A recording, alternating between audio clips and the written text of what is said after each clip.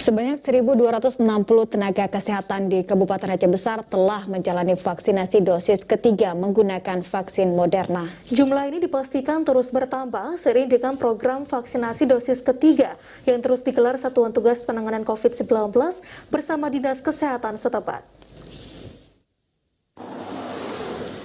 Sejak dicanangkan Kamis 12 Agustus lalu, vaksinasi kepada tenaga kesehatan terus gencar dilakukan Satgas COVID-19. Salah satunya yang digelar di Dinas Kesehatan Aceh Besar Senin 23 Agustus kemarin.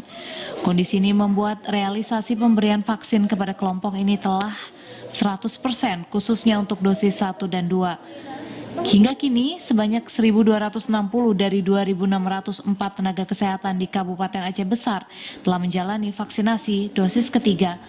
Mereka merupakan tenaga kesehatan yang terdiri dari dokter, perawat, bidan, hingga staf rumah sakit yang bertugas di sejumlah vaskes yang ada. Kepala Dinas Kesehatan Aceh Besar memastikan realisasi capaian vaksinasi kepada nakes bertambah, sering dengan vaksinasi yang terus gencar dilakukan pemerintah setempat.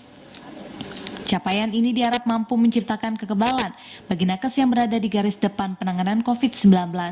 Untuk nakes sendiri, vaksinasi yang sudah dilaksanakan, kalau kemarin baru 1.260 vaksin yang sudah diberikan kepada tenaga kesehatan, tetapi untuk hari ini saya belum bisa pastikan karena ini lagi berlangsung. Vaksinasi sebagai upaya menciptakan kekebalan kelompok terus dilakukan pemerintah Kabupaten Aceh Besar sejak Maret 2021. Begitupun rendahnya kesadaran untuk menjalani vaksinasi membuat capaian vaksinasi COVID di kabupaten ini terbilang rendah. Selain banyaknya warga Aceh Besar yang menjalani vaksin di ibu kota Provinsi Aceh, rendahnya capaian diklaim akibat presentasi capaian hanya dilihat pada aplikasi P-Care atau bukan berdasarkan KTP domisili. Tidak hanya itu, rendahnya capaian juga diklaim akibat vaksinator terpapar COVID-19 sehingga jadwal vaksin yang telah direncanakan tertunda dan kendala persediaan vaksin.